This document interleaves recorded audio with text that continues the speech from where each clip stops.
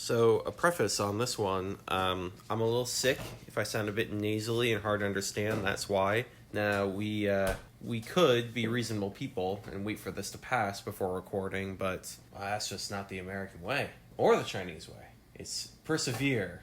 Push down your biological weakness. And also, how hard is it really to talk at a tablet while watching TV? So this is basically what I would be doing if I was sick anyway. Seems like I do this a lot, and I've even commented on it before, but I always see something in the previously on that I missed commenting on last time. It seems kind of like a bummer design to have your hot air balloon have a patch of the basket that turns into a ramp if a child's weight leans on it, I would think. But, who am I to say?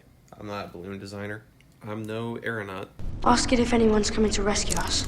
Well, damn, Pam. That's some good advice. Almost like you should be saying it basically every scene. This is another situation where we're suffering through one of those time dilation effects because movies and TV shows don't show you all the boring stuff.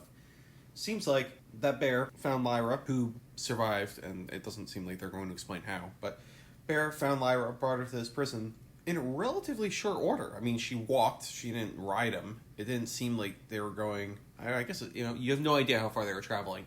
But now, alethiometer, York found his tracks. He knows I was taken. He's coming this way. And then you see him charging across an endless wasteland. So, did she walk that whole way last night with the bear? I mean, it just seems odd. After falling out of the sky? Who knows? Lyra's a tough cookie. Ready me for battle! Oh, he sounds just like the general. Get the Gelflings!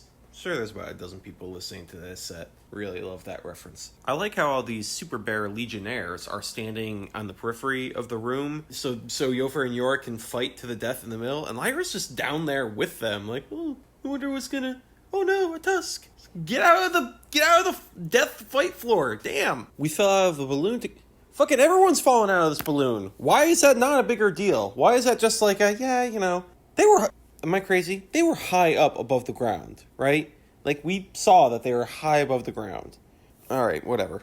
Oh, yes, a man whose entire skill set is predicated on the constant access to an entire room full of books about the potential meaning of symbols, who needs weeks to ask a single question of a device and interpret its answer. You definitely need to come to the front lines with us. It's very important that you're there.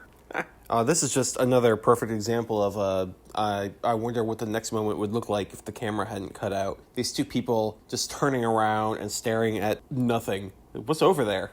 When do humans ever do that? I guess she's a witch and he's a, human from a different dimension. But still, what happens next? They stand there and then he's like, so, fix my balloon, or what's the deal? You got like a rope swing you can carry, put me in? What's the, how do you break that awkward silence of we had a dramatic moment and then stared off into the distance together at nothing? What happens next? Oh, this would be a perfect moment to really just stick a pin in the eye of all the 90s and 80s kids out there. She just throws her hands up and starts going, yeah!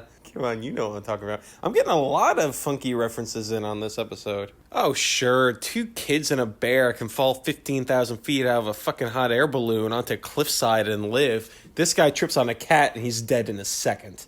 Well, that's karma. Oh, and meanwhile, other house robber guy, he hears a scream and a thump and a cat going, "Arr!" While he's in the process of searching through someone else's home. He's like, it's probably nothing. I'll just slowly amble my way from the kitchen to the front hall at roughly the pace it would take this kid to get over killing a man, come down the stairs, and leave out the front door. I'll just slowly investigate all these loud sounds in this house I'm trying to rob.